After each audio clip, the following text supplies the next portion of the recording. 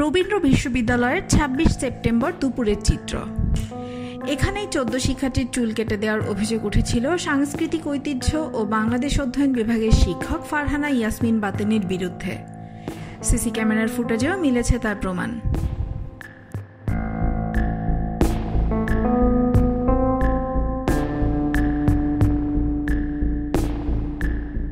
শিক্ষক ফারহানার দাবি, তিনি কোনো শিক্ষার্থীর চুলে হাতও দেননি। তবে শিক্ষার্থীদের অভিযোগ ছিল পরীক্ষার হলের সামনেই তিনি কাঁচি হাতে দাঁড়িয়েছিলেন। যাদের চুল মুঠোর মধ্যে ধরা গেছে তাদের মাথার সামনের বেশ খানিকটা চুল তিনি কাঁচি দিয়ে কেটে দিয়েছেন।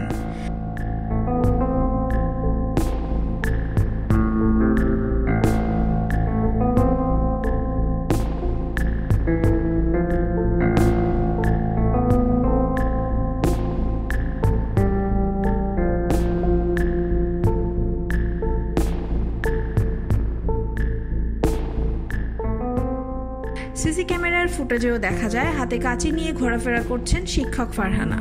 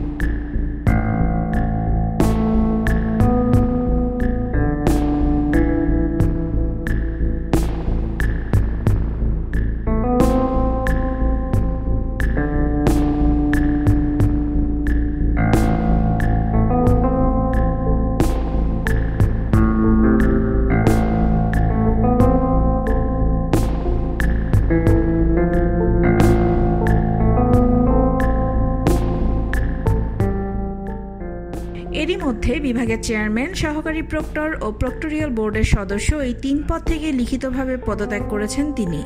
তবে শিক্ষার্থীরা তাকে বিশ্ববিদ্যালয় থেকে স্থায়ী বহিষ্কারের দাবিতে আন্দোলন করছেন। শুরু করেছেন আমরণ অনশন।